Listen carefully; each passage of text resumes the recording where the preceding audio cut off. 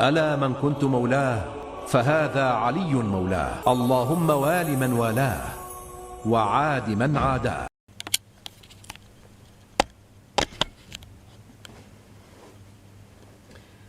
Bismillah ar-Rahman ar-Rahim. Assalamu alaikum to everyone who has come to this gathering. I'm recording this in London, UK. I've been Muslim for nearly 20 years. I converted in April 1999 and I was about 26 at the time, which they say is the average age for people converting to Islam. So why I converted: I had been born into a quite secular Protestant family in the south of England of Scots, Irish and English descent, and was growing up in 1980s UK, Margaret Thatcher as the Prime Minister, and generally a drive in the society towards materialism, self-centeredness, selfishness, grabbing money, and it was a very materialistic society. Because of growing up in a secular environment, that meant that Christianity for us was just a kind of culture. We had some values, and we, got together at Christmas, we got together at Easter, and that was about it. And we never really discussed belief. It wasn't a topic of conversation in the family. But for me, I had always felt inherently within myself that I am not of this world, that there are other worlds, there are spiritual worlds, and that we are going to eventually pass out of this world. So we did go to church when I was younger, but stopped when I was about 12 or 13. And after that, I was looking into different religions, but I had not heard of Islam or knew anything about Islam till I was 19. I had been studying in Japan and I visited Malaysia on my way back to the UK, and this was my first experience of a Muslim environment. And I had been in Japan for 3 months, which again, Japan has become very secular. It's lost a lot of its religious traditions. So again, I was in a very materialistic environment. Coming to Malaysia, I felt totally different. And this isn't just a journey of how you feel, it's many things that are happening on many different levels. What I feel overall in the West is that we have lost our roots of what it is to be a human being. We've lost a way of seeing, we've lost a way of being. The society has become very atomized. There are very high levels of divorce and family breakup, and there are no wisdom teachings. If you go to school, you go to school in order to learn a few subjects and to train in order to get a job. Next thing you know, you're having to go into a very systematized workforce. And actually, although there is meant to be freedom in the West, there is, in fact, a very specific culture that you have to fit into in order to be accepted. And a big part of that culture is drinking. And that is supposed to be the act of, kind of rebellion, freedom. And I never liked drinking. I wasn't interested in drinking. I never, I might have tasted it a couple of times when I was younger, and I didn't like the taste of it. My mother didn't drink for health reasons, so I grew up in a non-drinking family. I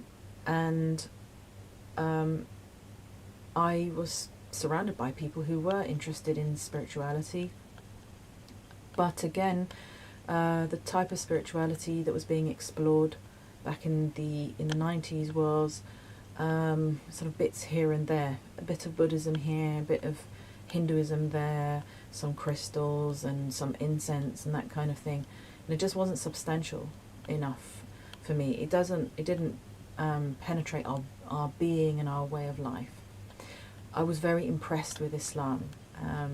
I did make some Muslim friends in my early 20s, particularly one young woman who was about a year and a half older than me.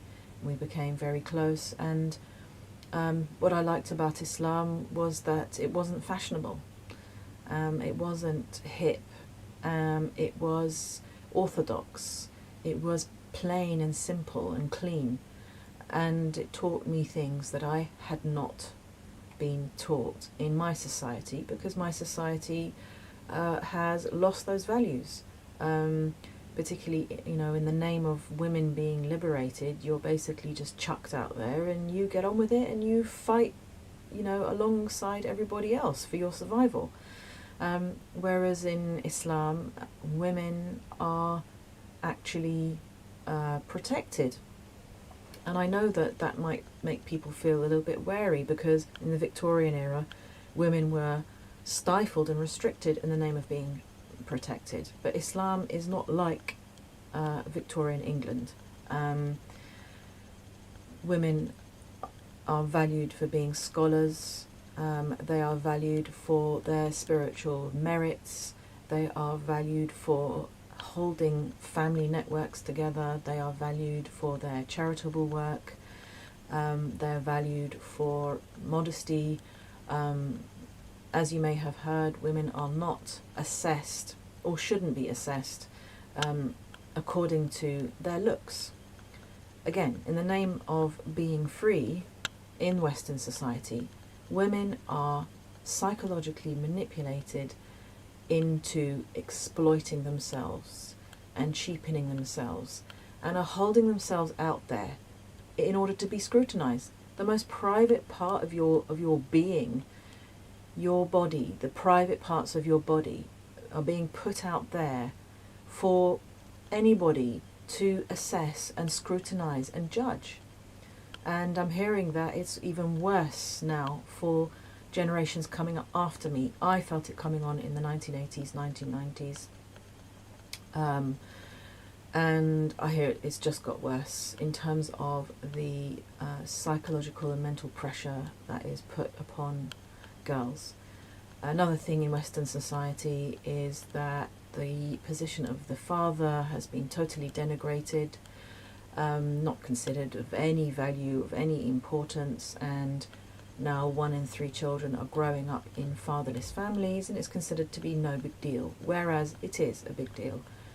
We have young people who are deeply psychologically damaged from parental breakup, from the loss of contact with the father. They don't even know what a father is. This is affecting how boys, what they think about masculinity, and it's creating a mess. It's creating an absolute mess, and we're wondering why our youth are, suffering from depression and confusion. Islam is a sanctuary. It's a sanctuary. It is a place of sanity. It is a place of sacred brotherhood, sacred sisterhood, mutual respect. It is about justice, justice in business, justice in family relations, justice towards children, justice towards parents, respect for the elderly. Again, elderly are not particularly respected in our societies anymore. Whereas if you go to a Muslim country, you'll still see a young person getting up for someone older, getting out of their seat to give it up for someone who's older than them. And spirituality. We live in a society where public expressions of spirituality are frowned upon. France is notorious for that. You're not allowed to express the spiritual component of your being. You have to suppress it in the name of a peaceful society. You have to basically cut out and deny a fundamental component to what you are as a human being in order to have a functioning society. And it's no coincidence that, again, French society is well known for depression, anxiety, neurosis. For me, we are fundamentally spiritual beings, and this should be at the heart of our society, not economics, not fashion, not entertainment, not just your day-to-day living, but actually the heart of the human being, the spiritual component of the human being, the soul of the human being, should be the foundation of everything. And that foundation, the soul within ourselves, connects to that which is beyond the material world, to the spiritual levels of existence that ultimately culminate in the transcendent entity that is beyond all description, which is God, Allah, the deity, as that's a translation of. So what I found with Islam is that whereas before I had been thinking from time to time about spirituality, and it had been kind of on the periphery of my life, or kind of in various different corners of my life, Islam puts the spiritual component, the divine, at the very center of your life, and then everything else radiates out from that. Or we could say, it's like a pyramidal construction with Allah at the top, the deity at the top, and everything else comes in a hierarchy beneath that. And it makes sense. Allah is the ultimate reality. All other realities are lesser realities. And we are going to go back to return to that reality.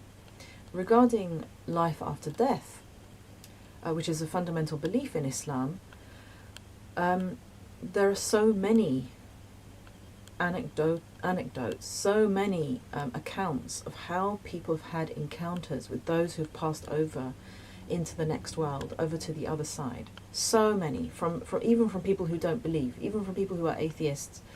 They have encountered people who have passed over to the other side, and I've heard this from people from all different backgrounds, including atheists. There is some kind of existence beyond this life. I've heard disembodied conversations talking in my ear about particular situations or particular people, and I have made investigations, and I have found out that these conversations that I heard related to specific events. We are interacting on the spiritual level all the time, sometimes without even knowing it.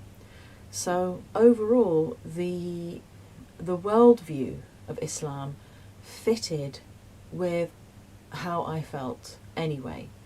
I've always struggled with the secular culture. I continue to struggle with it because, for me, it doesn't make sense.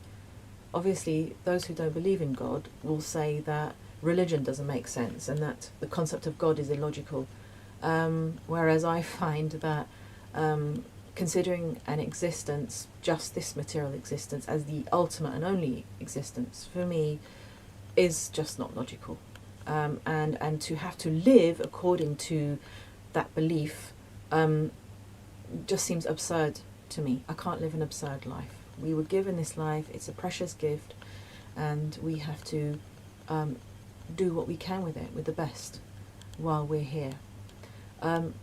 So I just want to say that it's given me peace. I have no regrets. It may not have been easy after converting, because number one, you automatically exclude yourself from a lot of job opportunities. If you're wearing a scarf or if you're a convert, that's a lot of job opportunities automatically denied you. And of course, friends, they may be concerned, or they feel that you're not who you are anymore, and they drop you. Same with certain family members. They all distance themselves from you.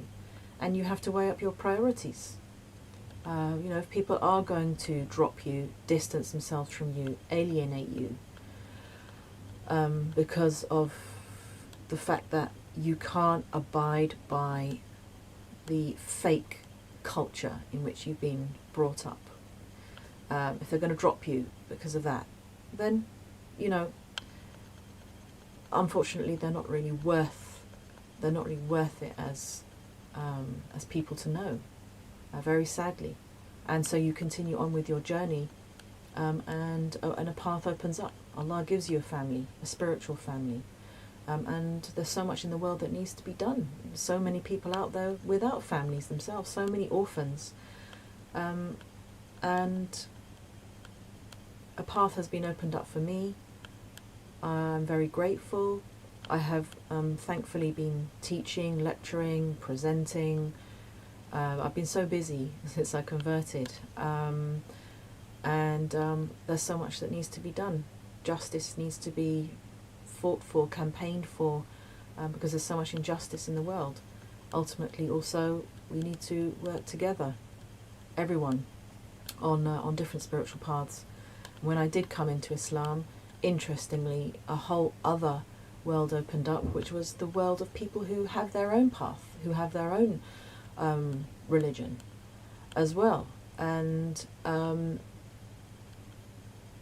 there have been beautiful opportunities for some good conversations, even with an uncle of mine who I'm grateful to God for having given me the opportunity of having a meaningful conversation with a great uncle who I'd never really met as a child, and met him at a funeral and had a conversation with him, found out he was a Christian, practicing Christian, and we had a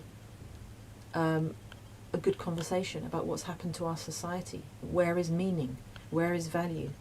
And after that he passed away, so I'm glad that we were able to have that conversation.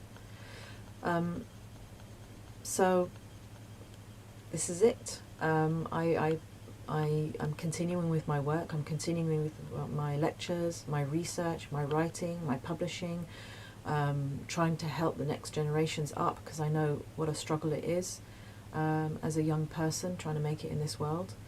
And we all just do our best. So thank you for listening, and inshallah, hope to see you again. Assalamu alaikum. Peace be upon you.